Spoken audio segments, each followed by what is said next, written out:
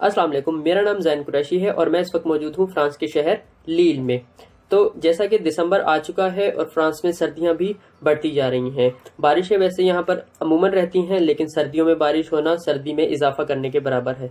और दिसंबर आ चुका है तो मतलब क्रिसमस भी करीब है और क्रिसमस की काफी सारी तैयारियां भी चल रही हैं। लेकिन पेंडेमिक सिचुएशन की वजह से क्रिसमस की काफी सारी चीजों को लिमिटेड स्पेस में रखा गया है। इन सब में इंटरेस्टिंग बात यह है कि मैं इस साल दिसंबर फ्रांस में मनाने वाला हूं और इन सारी इंजॉयमेंट्स को ऑब्जर्व करने वाला हूं।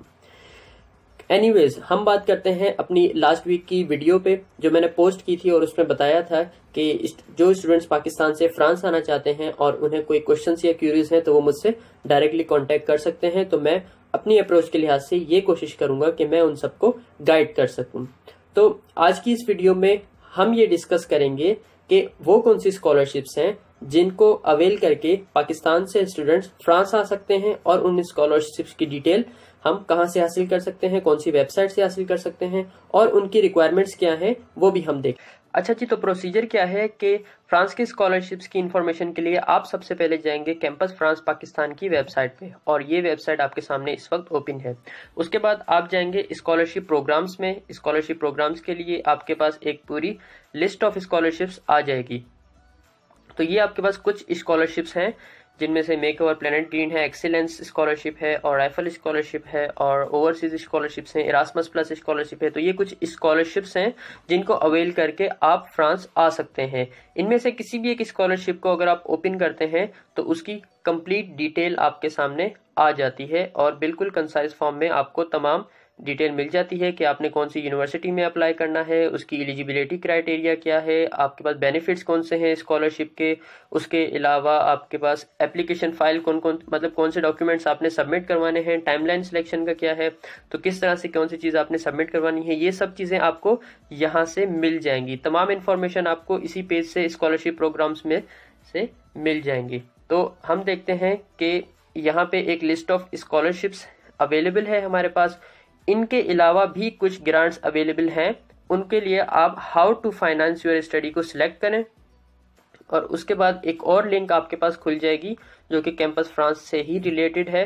तो वहां आप देखेंगे कि एक्टिव फिल्टर में पाकिस्तान यहाँ पर सेट हुआ है। तो हम यहाँ पर देखेंगे कि उन स्कॉलरशिप्स के अलावा और कौन सी ग्रांट्स हैं जिन्हें हम अवेल कर सकते हैं। तो ये सारी वो ग्रांट्स हैं, इनकी अलग अलग रिक्वायरमेंट्स हैं, इनका अलग अलग प्रोसीजर है अप्लाई करने का। तो आप इन्हें भी यूटिलाइज कर सकते हैं अपनी अवेलेबिलिटी के लिहाज से और इनमें से किसी भी एक अपॉर्चुनिटी को आप खोलेंगे तो आपको उसकी भी डिटेल मिलेगी। फॉर एग्जांपल हम आईडेक्स यूनिवर्सिटी ग्रीनोबल खोल लेते हैं तो यहाँ से हम देखेंगे कि आईडेक्स यूनिवर्सिटी ग्रीनोबल एक मास्टर स्कॉलरशिप के तौर पे हम इस्तेमाल कर सकते हैं इस ग्रांट को। और सब्जेक्ट एरिया ये है कि आप किसी भी सब्जेक्ट में अप्लाई कर सकते हैं।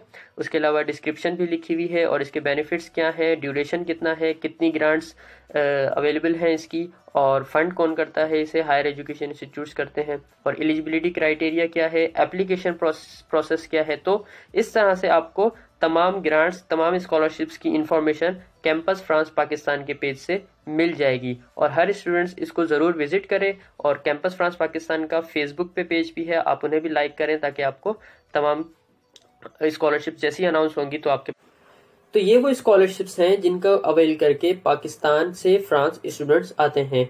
अब इन स्कॉलरशिप्स में रिक्वायरमेंट्स क्या होती हैं? रिक्वायरमेंट सबसे पहले ये होती है कि आपके पास सीवी होनी चाहिए है और सीवी जो है आपकी कंसाइज टू द पॉइंट और क्लियरली हर चीज उसमें डिफाइन होनी चाहिए है और उसी सीवी की बुनियाद पे बना हुआ एक कवर लेटर भी आपके पास होना चाहिए है और उस कवर लेटर के अलावा लेटर ऑफ मोटिवेशन आपके पास होना चाहिए है और रिकमेंडेशन लेटर आपके पास 2 होने चाहिए हैं। आपके पास प्रीवियस डिग्रीज और ट्रांसक्रिप्ट होना चाहिए है। आइल्स अगर है तो ये बहुत ही अच्छी बात है, प्लस पॉइंट है। अगर आइल्स नहीं है तो आपके पास इंग्लिश प्रोफिशिएंसी सर्टिफिकेट होना चाहिए है जो कि फ्रांस की स्कॉलरशिप में आपकी हेल्प करेगा। उसके अलावा स्कॉलरशिप में आपको एडमिशन लेटर भी चाहिए है।